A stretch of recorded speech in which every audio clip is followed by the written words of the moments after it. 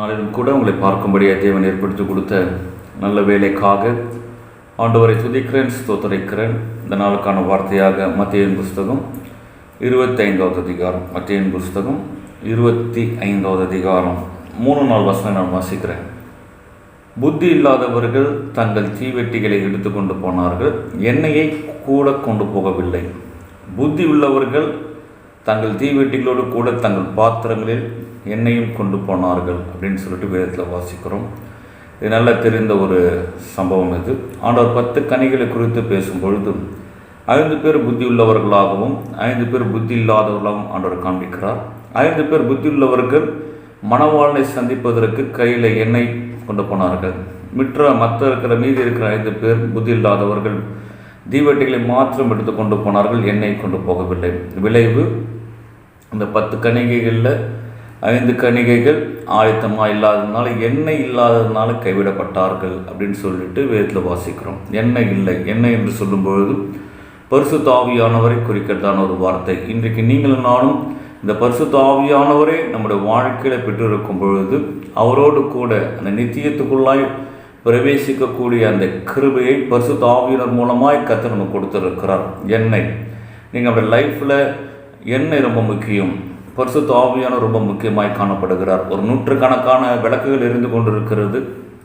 அது நடுவில் ஒரு விளக்கு, எண்ணெய் இல்லாத ஒரு விளக்கு எரிய முடியுமா? யோசித்து பார்க்க முடியாது. காரணம், என்னதான் நம்மளை சுற்றிலும் விளக்குகள் எரிந்து கொண்டிருந்தாலும் எண்ணெய் இல்லாத பட்சத்தில் அது நடுவிலேயே இருந்தாலும் அந்த விளக்கு எரிவதற்கு சாத்தியமில்லை. அதே போல் தான் நம்முடைய வாழ்க்கையிலும் அநேக நேரம் ஆவிக்குரிய ரீதியில் அநேக நேரத்தில் சேர்ந்து கொள்கிறோம், சில காரியங்களை நம்ம ஈடுபடுத்திக் கொள்கிறோம், பரிசுத்தவான்களோடு கூட ஐக்கியம் வைத்துக் கொள்கிறோம். அதெல்லாம் நம்முடைய வாழ்க்கையில் பெரிய தாக்கத்தையும் மாற்றத்தை ஏற்படுத்தாது. நம்முடைய தனிப்பட்ட வாழ்க்கையில் தேவனோடு கூட இருக்கிற அந்த நல்ல உறவின் ஐக்கியத்தின் மூலமாய் நாம் பெற்றுக்கொள்ளுகிற இந்த பரிசுத்த ஆவியினர் மூலமாக தான் நம்மளுடைய வாழ்க்கை எரிந்து பிரகாசிக்கிற ஒரு விளக்கை போல காணப்படும். என்னைக்கு நம்மளுடைய லைஃப், நம்மளுடைய வாழ்க்கை அப்படி பிரகாசமாய் காணப்படும் என்று சொன்னால், இந்த பரிசுத்த ஆவியானவராக இருக்கிற அந்த எண்ணெய் நம்முடைய வாழ்க்கையில் கலந்திருக்கும் போது, நம்மிலே அந்த எண்ணெய் அந்த பரிசுத்த ஆவின் ஊற்றப்பட்டு இருக்கும்போது நம்முடைய வாழ்க்கையில் அந்த பிரகாசம், பரிசுத்த ஆவியின் மூலமாக வெளிப்படுகிற அந்த பிரகாசம்,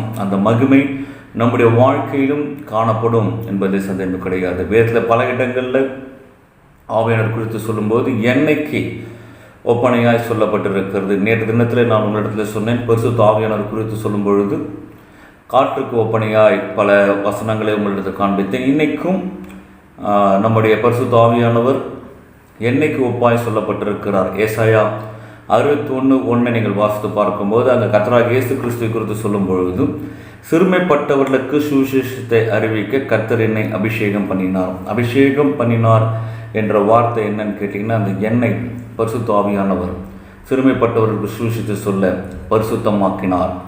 அல்லேலூயா, தெரிந்து கொண்டார். இந்த பரிசுத்த ஆவி நமக்குள்ளே வரும்பொழுது என்ன நடக்குதுன்னு கேட்டிங்கன்னா, இந்த ஆயில் நமக்குள்ளே வரும்போது, இந்த அபிஷேகம் என்ற அந்த தைலம், இந்த அபிஷேகம் என்ற எண்ணெய் நமக்குள்ளே வரும்போது நம்மளை பரிசுத்தப்படுத்துகிற ஆவியானவராய் காணப்படுகிறார். நீங்கள் தொடர்ந்து அதே ஏசாயா 61:3 நீங்கள் வாசித்து பார்க்கும்பொழுது, அவர் துயரத்துக்கு பதிலாக ஆனந்த தைலத்தை நம்மளை அவர் கம்ஃபோர்ட் பண்ணுகிற ஆவியானவர், நம்மளுக்கு ஆறுதல் கொடுக்கிற ஆவியானவராய் இந்த ஆவியானவர் வெளிப்படுகிறார். நீங்கள் 1 யோவான் புஸ்தகம் 2வது அதிகாரம் 20வது வசனத்தையும் 27வது வசனத்தையும் நீங்கள் வாசித்து பார்க்கும்போது, அவராலே பெற்றுக்கொண்ட அந்த அபிஷேகம் உங்களுக்கு சகலவற்றையும் போதிக்கிறது. அதனால் உங்களுக்கு யாரும் போதிக்கணும்னு அவசியம் கிடையாது.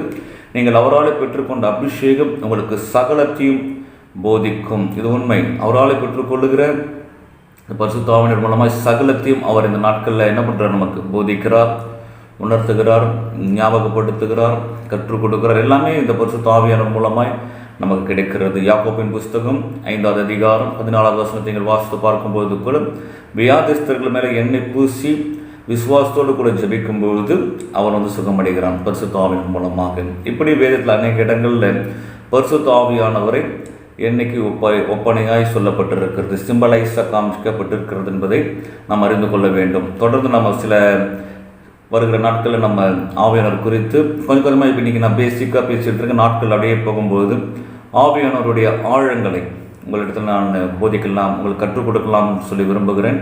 கர்த்தர் உங்களை ஆசீர்வதிப்பாராக. நாம் ஜெபிப்போம். பிதாவே, இது நல்ல காலை வேளைக்காக ஸ்தோத்திரம். நல்ல நீர் எங்களோடு கூட பேசின உங்களுடைய வார்த்தைகளுக்காக நன்றி. பரிசுத்த ஆவியானவர் நீர் எண்ணெயாய் நீர் வெளிப்படுகிறீர். இந்த நாளிலும் எங்களுடைய லைஃப்லையும் ஆண்டவரை உங்களுடைய எண்ணெய் என்ற பரிசுத்த ஆவி எங்களுக்குள்ளாய் இருக்கட்டும். அது எங்களுடைய வாழ்க்கையில் இன்னுமாய் வெளிச்சத்தை கொடுக்கத்தக்கதா எல்லா நீர் அந்த ஆவியினால் எங்களை நிரப்பும்படியாய் இந்த நாளில் உங்களுடைய பாதத்தில் எங்களை தாழ்த்துகிறோம். தொடர்ந்து உங்களுடைய வெளிச்சத்தில் உங்களுடைய எண்ணெயிலே அப்பா நீர் எங்களை நிரப்பி எங்களை நடத்தும். பார்த்த சத்தியங்களின்படி ஆண்டவரை நீர் எங்களை பரிசுத்தமாக்கும்.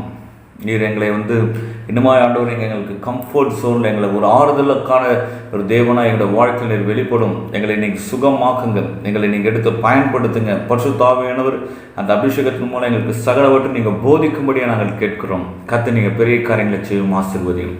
நாளை செய்தி கேட்டு ஒவ்வொருவரையும் நீர் ஆசீர்வதியும் பொறுப்படுத்திக் கொள்ளும். இயேசு நாமத்தை செபிக்கிறோம் நல்ல பிதாவே, ஆமென். கர்த்தர் தாமே உங்கள் ஒவ்வொருவரையும் ஆசீர்வதிப்பாராக. ஆமென்.